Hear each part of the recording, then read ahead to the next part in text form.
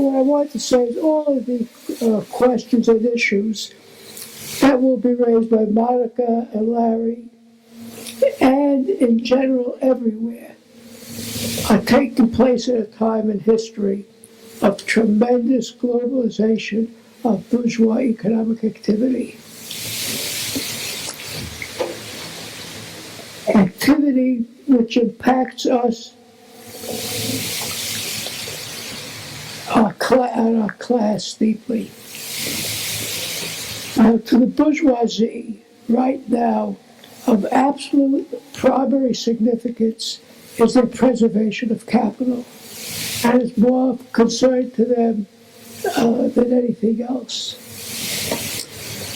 And when they decide to make let's say, the Ford company, or let us say any of the oil companies, etc., decide to build $1 billion factory in some country, in a country anywhere in the world. And when the president of that company makes a presentation to his board of directors to say, let's put in $1 billion into, you name the country, the first thing that will come out, the first question that will come out of the mouth of the family that owns that company, let's say the Ford representative, is, how safe is our investment? What's the extent, the certainty of the preservation of capital? That's the first thing that comes. It's the issue of the day. Now,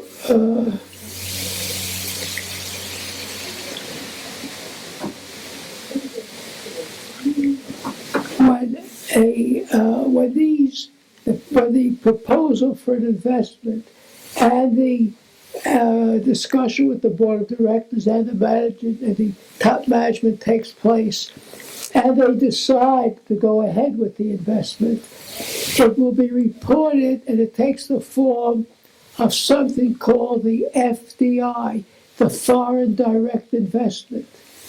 And that is something we have to be very, very cognizant of, because the foreign direct investment is not in bonds and stocks. It's in physical facilities.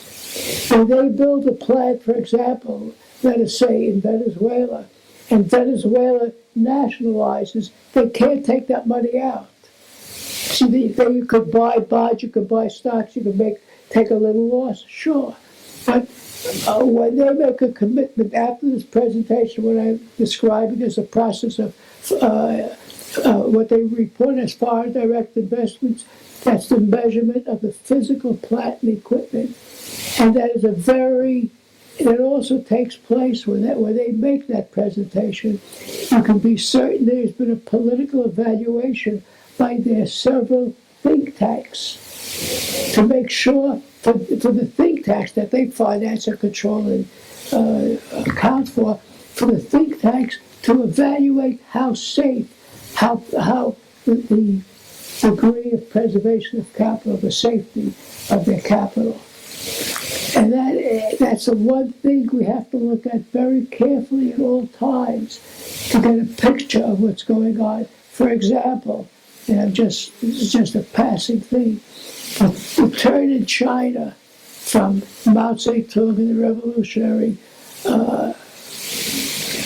established government to a turn to the right wing, you could see from year to year the level of foreign direct investment in China escalated right through the roof. It went up to $60 billion by the 80s. So for American companies and European and all the imperialist companies to put that money in for $60 billion, they got a lot of reports saying it's okay, don't worry. So anyway, when you look at the number, foreign direct investment, it's very significant, very incisive on the economy and the opportunity in the U.S. for growth. Because if they cannot invest abroad, all of the imperialism, all of the colonialization that they did in the past cannot be carried out. And the economies here will not, here meaning in the U.S. or in any of the imperialist countries in the European Union, will suffer tremendously if they have no foreign markets that they can exploit. Now, when I say that the bourgeoisie is the major concern is preservation of capital, I'm talking about the Rockefellers. I'm talking about Mellon. I'm talking about the very top bourgeois families, the ones who own and run America.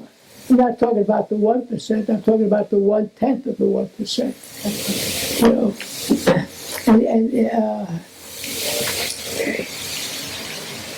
the other thing that's very significant that we have to watch, and is related to the issue of FDI, is currency flight.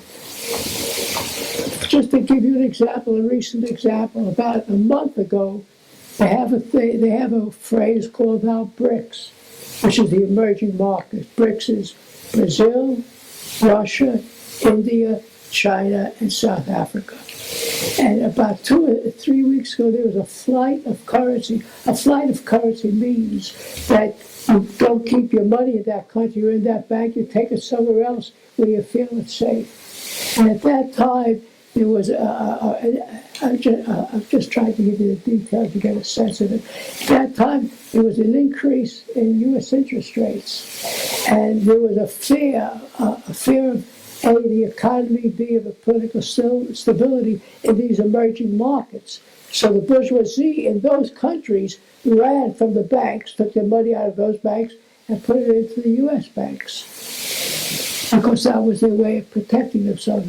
It was a form, and that's why I'm bringing it up, of preservation of capital, and it's very significant to watch if any currency flight is taking place. And we can watch that every week because they publish those figures. There's something that they publish in the business channels, something that's called DXY, which is a figure that shows you the value of the U.S. dollar in relation to the 6 major currencies in the rest of the world. And when there's a flight of currency from, let us say, the BRIC companies, it means the U.S. dollar goes up.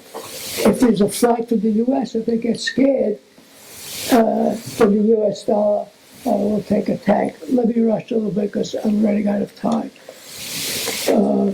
Now, all of these economic issues that I'm mentioning and describing is in the context of tremendous, of course, political instability all over the world. And just to give you a list of countries where the U.S. corporations will be very uncertain about doing any kind of FDI investing. I'm talking about tangible banks. You've had problems in South Africa, Nigeria, which is a major, African oil producer, high quality oil, by the way, not for heating oil, but for gasoline. Hungary, Argentina, China. China announced yesterday the first bankruptcy in a domestic Chinese bank. And it's an absolute wow. I'm not talking about a U.S. company. A Chinese company went belly up. Somalia, Venezuela. I mean, just country. So as the U.S. cannot go into these countries because of the instability, how can the economy probably sustain itself and grow over any period of time? Okay, then. Now, the other thing I want to cover before I run out of time, we have to be very careful to watch for a double dip in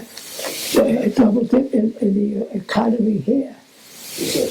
Well, so, you see, what you're going, if you can't go, you meaning the Ford family, all the pigs that own and run this country, if you can't go abroad, then you're not going to invest anywhere. And then the U.S. economy, you got to keep your eyes on what they call the not the gross domestic economy, but capital expenditures. If they can't go abroad and they have nowhere to grow, they're not going to invest here either. So what you're looking at is perhaps the economy has what they call turned up for the last maybe 2, 3, 4 years, since the huge crisis in 2008. But it doesn't have any leverage. There's no new big markets for the capitalists to stuff their face on. And therefore the economy is not going to last. Now the other thing we want to watch, and I'll just try and list because I'm running out of time.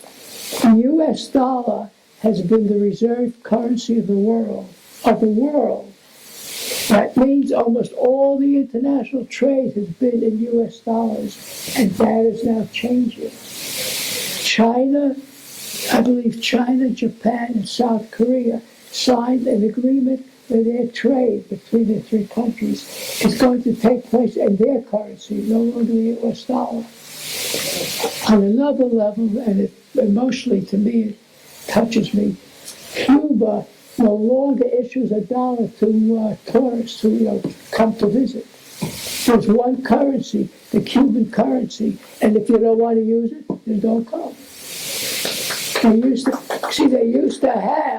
used to have a special currency, to try and win over U.S. What do you call it, tourists, Canadian tourists, but no longer.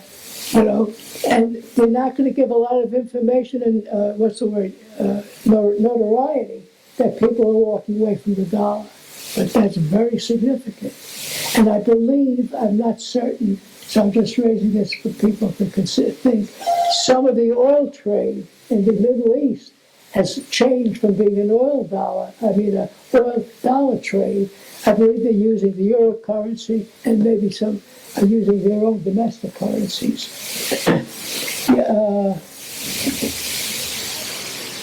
The other two, I just want 2 quick items. I just used the last 2 titles. So, Lenin wrote a book on called Imperialism, the Highest Stage of Capital, and he explains that the banks become the most important, most significant institute in capitalism. They are the backbone. But the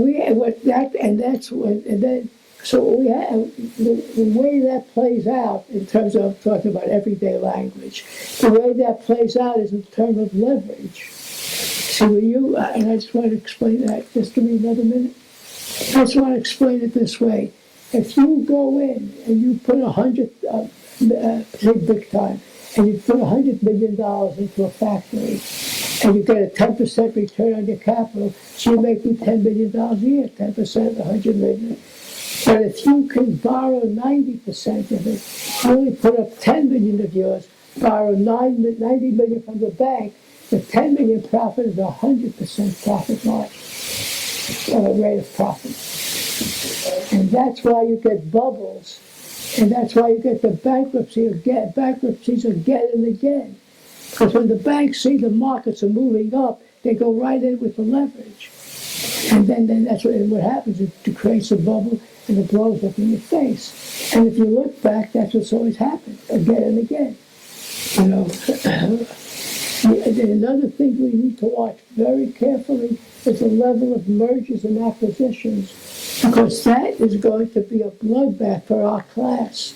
When you have a big merger, the first thing they do is what? Fire half the people. Number one. That's why they're merging. They're not merging because it's going to increase sales. It means because they can fire half the people from the old company or half the people from the new company.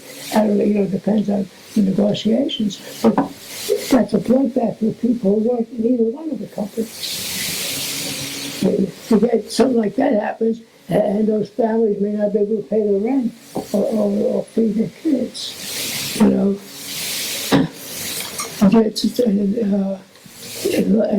we should also watch, it's a little more to say, but we should watch very carefully the price of gold Because gold is like taking the bourgeois temperature.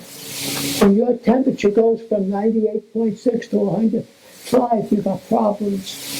When the price of gold takes off, that's usually, you don't want to be inflexible about this, but usually it implies fear on the part of bourgeoisie of what's taking place.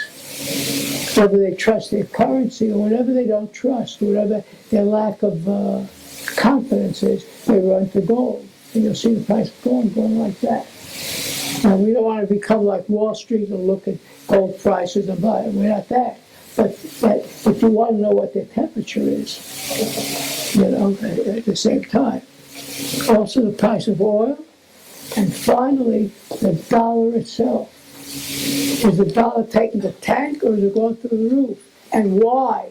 See, the dollar might be going to the roof not because things are great here, but because the rest of the capitalist markets are in the garbage pail. So anyway, I think those are the issues we want to look at.